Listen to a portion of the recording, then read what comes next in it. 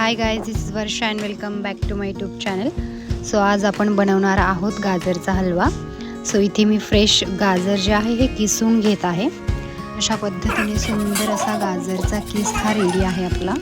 त्याचबरोबर घेऊयात थोडेसे dry fruits according to your choice. त्याचबरोबर थोडंसं दूध गरम करून घेऊयात. आता थोडंसं तूप गरम करून त्यामध्ये ड्रायफ्रूट्स व्यवस्थितपणे भाजून घेऊयात. त्याच भांड्यामध्ये अजून थोडंसं तूप ॲड करून आपण गाजराचा जो किस बनवलेला आहे तो भाजून घेऊयात.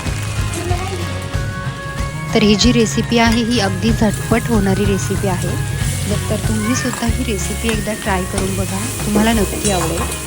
हा जो गाजरचा किस आपण भाजून घेतो हा कमीत कमी 5 ते 7 मिनिटे तुम्ही होऊ द्या.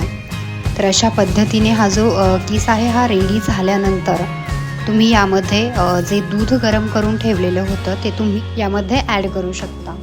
दूध मिक्स केल्यानंतर तुम्ही बघू शकता अतिशय सुंदर असा कलर आलेला आहे आपल्या गाजराच्या हलव्याला.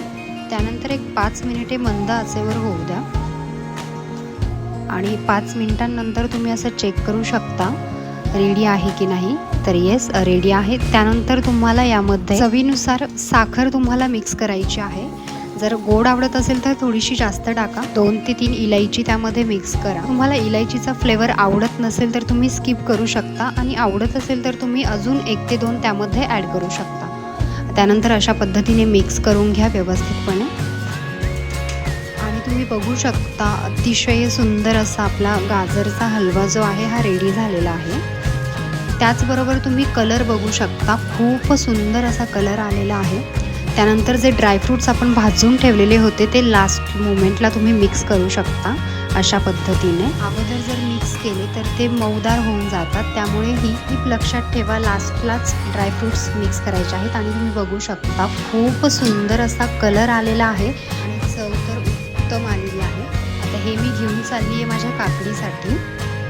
तर वेट करत होता माझा बाबू आणि बघू शकता खूप सुंदर अशी स्माईल दिलेली आहे माझ्या बेबीने. सो कसा वाटला व्हिडिओ नक्की सांगा. Thank you so much guys.